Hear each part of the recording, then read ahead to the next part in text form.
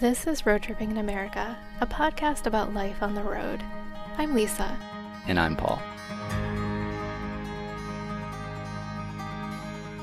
We're exploring the U.S. in a pickup truck with a camper. We named our setup the Bobs. We're in search of off-the-beaten-path adventures and new experiences. Join us as we share our stories from the road. We just spent another 5 weeks in Utah. Today, what is it about this place?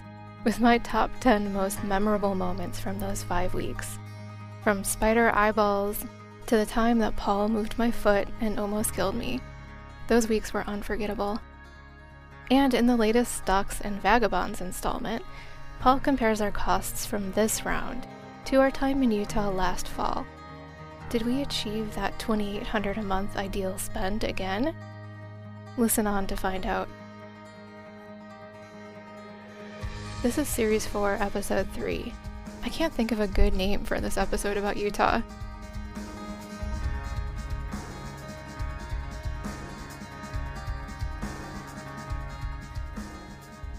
It's official. I miss Utah. We've been gone for a week, and I already can't wait to go back. Our second set of 5 weeks in the state was incredible. It was also really tiring. We hiked a ton, drove many difficult roads, dodged epic windstorms and cold snaps. By the beginning of May, it was obvious that we needed a break to rest, to take multiple showers in a row, and to catch up on our internet consumption and favorite oven-baked dishes. So we spent a few days in one place in Flagstaff, before Overland Expo took over the town last weekend and sent all lodging prices to the moon. So no, we didn't actually go to the van life trade show this year. Maybe next year. Unless you're just joining us for the first time. And if you are, hi and welcome. You know how much I love Utah. I've already raved about it in multiple episodes. What is it about this place? Let's see if we can figure out what I love so much about Utah and my 10 most memorable moments from the past 5 weeks. What is it about this place? Where we try to figure out why we like or dislike a place so much.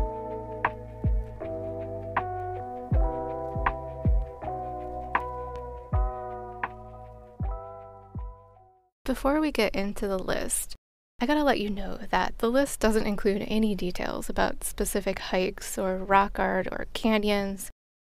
If you want to know about that kind of stuff, check me out on Instagram or Strava. This list is more about the moments that stand out, that I'm gonna remember for a long, long time, that aren't simple enough to capture in a photo. Number 10 on my list of most memorable Utah moments was the moment that I realized that I need to pronounce Escalante the same way the locals pronounce it. It's Escalante, not Escalante. I'm fully sold on the place anyway. Why fight it? Also, this seems like as good a time as any to admit that I just learned how to pronounce Ouray, Colorado. I butchered it a whole bunch of times, back in Series 2, Episode 2. Sorry, Ourayans. Number 9 was finding the official Utah State liquor store in Escalante, which is a tiny little closet inside Escalante Outfitters that we just realized is there on this, our maybe 5th time in town, including one time actually staying at the cabins at this place. But in fairness to us, that was during COVID times, and no one was allowed inside then. This tiny closet is all caged in with what looks like fancy, wino-proof chicken wire. It has a locking wooden screen door that squeaks like an old-timey bar door. It has shelves that stretch up to the ceiling, filled with only the essentials, none of the fluff. There's an IKEA stool wedged in the corner for reaching the boxes of wine that are stored on the top shelf. Paul and I couldn't comfortably fit in the closet together at the same time. Everything's priced at Utah state set low, low prices. It's so cute and it's so Utah. I can't wait to shop there again. Number 8 on my list of most memorable Utah moments is actually related to something that I learned while we were camping in Arkansas and Kansas in early March. Just a warning to my friend Charlotte and anyone else scared of spiders. You are probably going to want to skip ahead 30 seconds or so. I'll let you know when you're safe to come back. One cool March night, we found a lovely dispersed campsite in the Arkansas forest near a small stream. Nothing was growing yet, and last year's dead leaves still crunched brown on the ground. I stepped out of the camper in the dark to relieve myself, scanning the surrounding ground at a reasonable distance from the stream and road with my headlamp, looking for big hazards. Instead, I saw a remarkable thing. Tiny rainbow lights flashed back at me from the ground. What amazing dew effect is this? I wondered excitedly as I crouched down to look at one of the spots of light more closely and stared right into the 8 eyes of a spider. And another, and another. The light wasn't reflecting off dewdrops on the dead leaves. It was reflecting off the multiple eyes of spiders. This happened again at a campground in central Kansas a short time later. Many little tiny spider eyes staring back at me, reflecting my LED light in a kaleidoscope of cyan, magenta, and green. You see, I'm very scared of spiders, much more so than I'm scared of cows. Spiders are pretty much the only natural things I'm really scared of, besides mountain lions and grizzly bears. And the only way that I can calmly exist outdoors is via my very powerful sense of denial. I tell myself that spiders aren't actually everywhere, that they probably aren't even anywhere around me. I know that there are spiders out there, but they're out there somewhere else. This eyeball gleam discovery shattered my coping mechanism. Back in Utah, I scanned the ground every night. Nothing. Normal denial was once again possible. Then, one night, we were camping in one of the luscious spots we've been in the state, along one of the only permanent streams in Grand Staircase Escalante National Monument. While walking to the toilet that night, this was a fancy developed campground, my headlamp picked up the eyeball gleam of a single spider. But instead of freaking me out, it made me super excited. "Hey, little guy," I wanted to say. "Thanks for coming out tonight. There's a whole bunch of bugs in my sight. Come on over if you're hungry." Okay, let's wait a sec to let those who are scared of spiders catch back up. Welcome back to all those who are spider-averse. You're safe from here on out.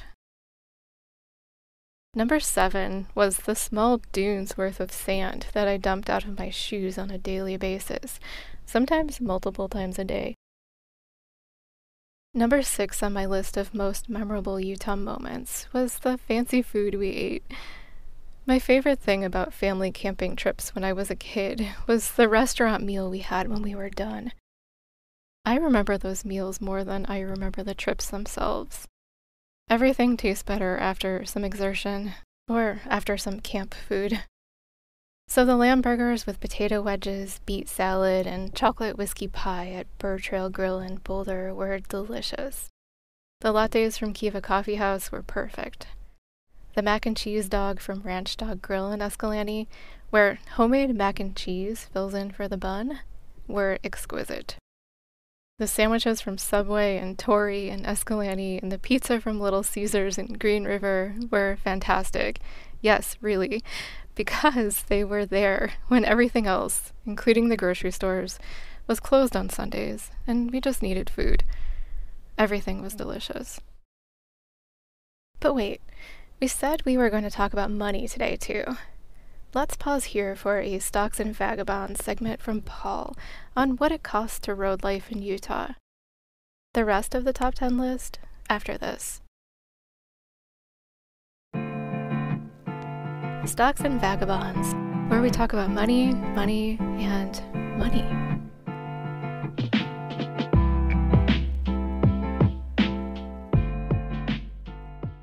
Okay, so last October, traveling around Utah, we spent around $2,800 for the month, which is our lowest spend month in years. Last month in April, we were back in Utah. How much did we spend this time around? just under 3,500. The dramatic pause.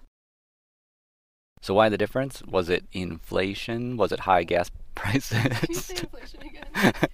Why the difference? Was it inflation? Was it high gas prices? Did they open up all sorts of irresistible restaurants in the Utah backcountry?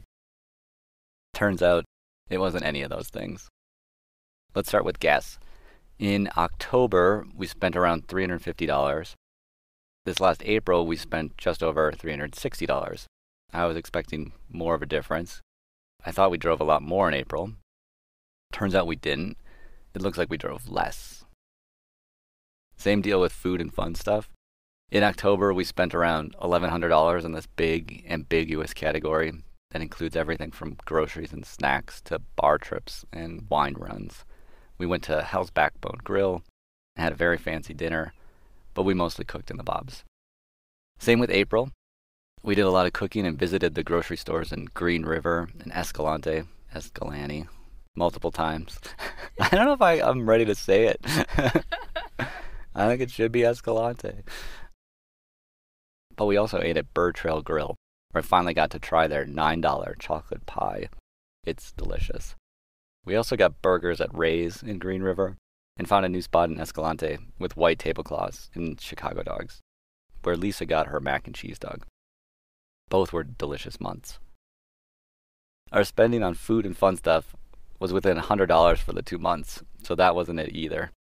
So where were the differences? It was really just 3 spots. First was in healthcare costs.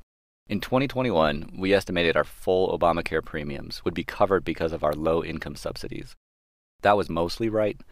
Biden upped the subsidies due to the pandemic, but our income was high enough where we still owed a little bit when he did our taxes in 2021.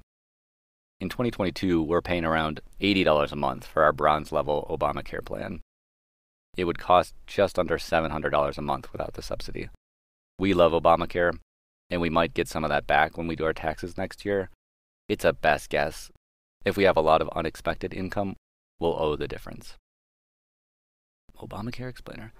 Note that your Obamacare cost is based on your income. Because we only worked a few months in 2021, we had very little income. Our income in 2022 will be even less, but it will still be above the minimum needed to qualify. If your income is too low, you end up qualifying for Medicaid, not Obamacare. It sounds crazy, but you could retire early with $100 million in your checking account. And if you don't earn much interest income, you'll still qualify for an Obamacare subsidy. Meanwhile, if you retire early with a pension, that income could push you over the subsidy line and require you to pay full price.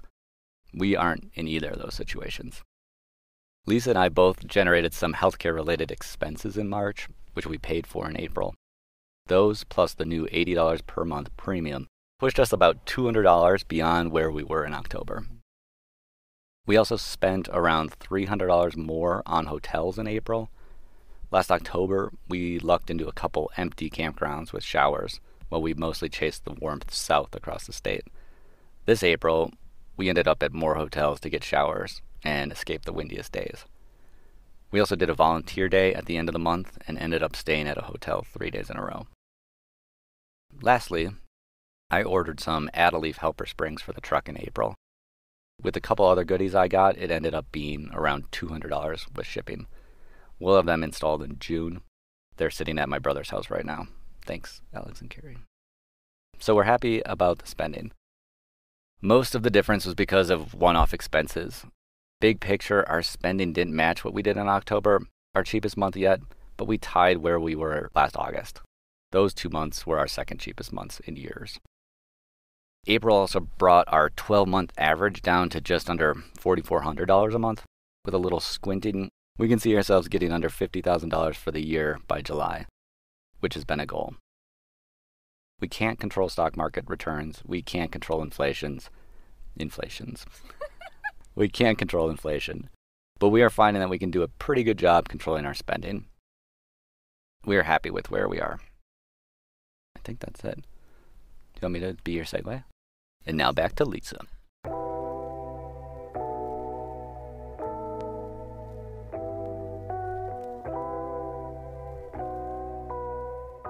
Alright, let's get back to my last 5 most memorable Utah moments.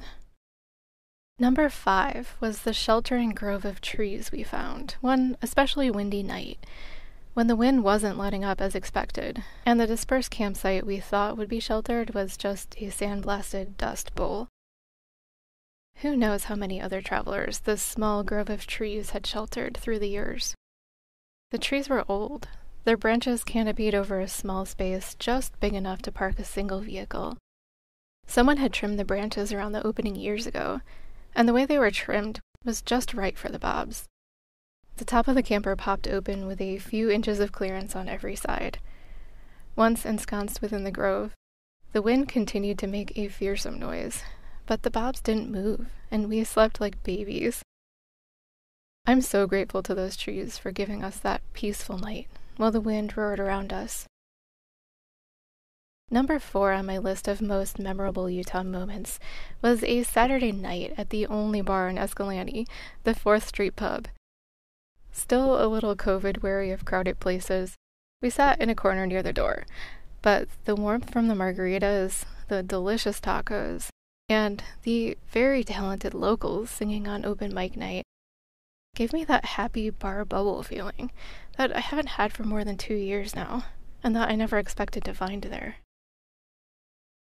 Number 3 was our volunteer day in Dry Fork and Spooky Canyons with Grand Staircase Escalante Partners, a nonprofit that works to supplement the Bureau of Land Management, or BLM's, efforts in the monument. We rebuilt necessary cairns, demolished cairns that were excessive, and trust me, they were excessively excessive, and cleaned up graffiti in Spooky Slot Canyon. It was one of the most fun days I've had in years. Yes, being able to have a visible positive impact was awesome. No, I'm not just trying to virtue brag. I got so much more out of the day than I feel like I put into it, and I put in enough to barely stay awake on the drive back to town. I got to hang out with a badass group of volunteers. I got trail, canyoneering, and restaurant tips from the also badass local BLM and Grand Staircase Escalante Partners staffers. And, of course, I got to do the always fun and exciting squeeze through teeny tiny Spooky again. Paul's least favorite slot canyon I've ever persuaded him through, and which I had promised I wouldn't make him do again. Hey, I didn't pick the location, and I think he maybe just might have loved it this time. Number 2 on my list of most memorable Utah moments was a bushwhacking dune hike with our Escalante friends. We realized that we had a shared obsession with a field of dunes that you can only see from a few remote spots that have no trail to them, and, as far as we knew at the time, that had no name. Our friends had already tried to get out there on one of the hottest days of a past year, and had to turn back. We were determined to get there this cool and sunny day. Striking off across the slick rock and down washes, up and down hills of swirling sandstone, full of intricate blue and red patterns, through a tiny slot canyon that we named Tooth Grit Canyon, we got to the first dune and called that a win. The wind was blowing so hard that it filled our mouths, ears, and eyes with sand. It sandblasted our exposed skin. Sand caked in our hair and eyebrows, sand crunched in our sandwiches. The wind was blowing so hard that we went straight down the dune and watched as our footprints were quickly erased behind us. We made it, and no one but us would ever see that we were there. One of the things our BLM guide on the volunteer day was gushing about was how solitude and self-reliance are 2 of the most overlooked features of Grand Staircase Escalante. You have many opportunities to find solitude, but it takes self-reliance to do it. And on this day, we put all that in action. And finally, number 1 on my list of most memorable Utah moments was the moment that Paul moved my foot. I'll explain. Most of our hikes these Utah weeks ended up being 25 to 30% longer than we anticipated, because we were focusing on less developed, less well-mapped routes. At some point, we realized that on these types of non-trails, the Gaia map and mileage is really just a rough estimate between possible waypoints, rather than a solid number to plan around. It took us 4 weeks and many miles to figure that out. So one day, we were hiking to Phipps Arch, which is a giant chonky arch in the Red Rock a few hundred feet above the Escalante River. My minimal research had told me that this hike would be easy, and it would be short. Short enough that we didn't need to bring lunch. Short enough that we'd be able to get lunch with coffee at nearby Kiva Coffee House after our hike. Which meant it would be an early lunch. The hike started out lovely, running along and sometimes through the chilly Escalante River. The cottonwood leaves were just popping out, the grass was green, and the area by the river felt humid and cool, like a summer day by the lake in Chicago. Soon, we turned off the cool path and into the dry but still lush Phipps Wash. A little ways up the wash, our apps told us to turn left and to climb. So we turned left and climbed until we couldn't see how we could climb anymore. But still no arch. No arch near a big dry fall. No arch at the end of the main canyon. No arch anywhere. Then 3 people came up the trail behind us, the first people we'd seen in hours. They knew the way to the arch, and the way was up the cliff that we'd been staring at for a bit. They were in a hurry, so we kindly let them go ahead and make the death-defying climb first. Once they were up and over the cliff, with some trouble but not enough to prevent them from making it, I went over and scoped out their route. We were already about 15 feet up the cliff, where the sandstone leveled out, like it does, into one of those narrow bits that's about as wide and flat as a sidewalk. Above that, there was another 20-ish feet of steeper sandstone to navigate, but I felt like I could see a good route. If that trio hadn't gone up before me, I never would have attempted it. I know the limits of my body and my gear, and I'm never so committed to a goal that I'd risk hurting myself for it. But from the bottom, I really thought the route looked doable. So I started up. 3/4 of the way up the cliff, there was a small alcove. I made it up those 15 feet to the alcove easily. But once both of my feet were in the alcove, I realized that the next 5 feet were much steeper and higher than I had realized from below, and that the final stretch would require me to swing myself out over the cliff edge, rather than hug the sandstone like I'd been doing. At a little over 5 feet myself, the top of that section was basically at eye level. I started to wonder how I was going to get up that part, and then how I was going to get back down it later. And then I wondered how I was going to get back down what I had already gotten up. Paul looked pretty far away. The rock I'd climbed looked much steeper than it had on the way up. It's always easier to go up than to go down. Paul heard my concern and said, "Let's not kill ourselves for this arch. Why don't you come back down?" I said, "I don't know how, Paul. I don't know where to put my hands." I sank down into a crouch in the alcove. The places I had put my hands on the way up were now level with my feet. Facing out, I was up on a steep ledge on the side of a cliff, with 30 feet of steep sandstone below me, and 100 feet of rough slope, rock outcroppings, and cacti below that. Cue full-on panic attack. "I don't know where to put my hands," I kept saying. "I'm going to die up here." Paul crawled halfway up the cliff and started working on calming me down. Eventually, a combination of realizing how embarrassed I'd be if the 3 people came back and found me like this, snot and tears dripping down my face, and Paul's suggestion to stop looking out over the drop-off, to turn around and face the rock instead, snapped me out of my panic-frozen mind loop. I turned around and faced the rock. We planned out where I was going to put my feet and hands, and I shakily started down. I put my foot on the first foothold, a knobby little ledge that only accommodated the toe of my left shoe. Paul reinforced the back of my left foot with his hand. My hands were vice-clamped on the edge of the rock outcropping above. My right foot was over on the alcove still. All limbs were at full stretch. Looking down, I realized that my right foot wouldn't fit over on the knobby ledge too, because my left foot was taking up too much space. I started to pull my left foot up to shift it further left when Paul moved my left foot. No warning, no nothing. He just brute force pulled my foot, what felt like 10 feet to the left. I let out a ridiculous, theatrical scream that echoed off the walls of the canyon. My stomach was filled with the feeling of being at the top of a roller coaster. When you start to go down a steep drop, and your stomach drops out, and the contents start to rise up, and you just black out from the fear. I couldn't see anything.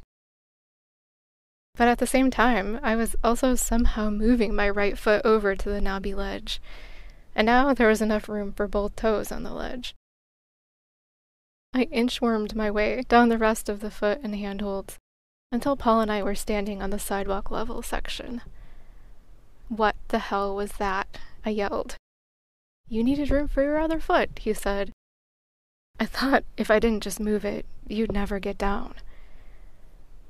The wisdom of any of this could have been argued much more, but the three people had popped their heads over the edge of the cliff above, wondering what all the yelling was about. And suddenly, I wanted to get out of there as quickly as possible. We got back to the Bobs at 3 p.m. after over 7 miles of hiking. Too late for that early lunch at Kiva. Too shaky for anything but a quickly inhaled PB&J. So yeah, back to staying within my limits. It's good to remember that I have them for a reason.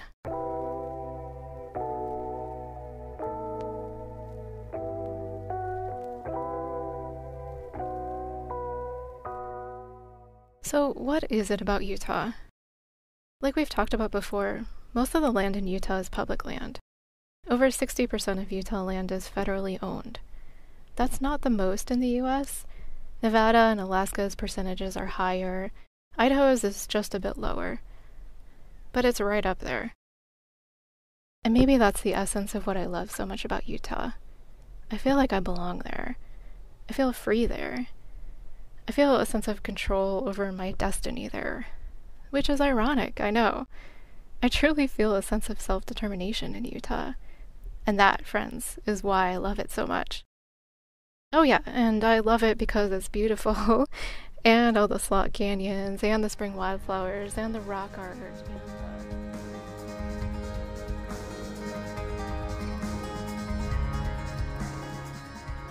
Next time. Oh, what is it about this place? All about Arizona. From Flagstaff to Bisbee, we cooked in the desert heat while visiting old and new places. Thanks for listening. Happy birthday, Mom. I hope that cliff story didn't scar you.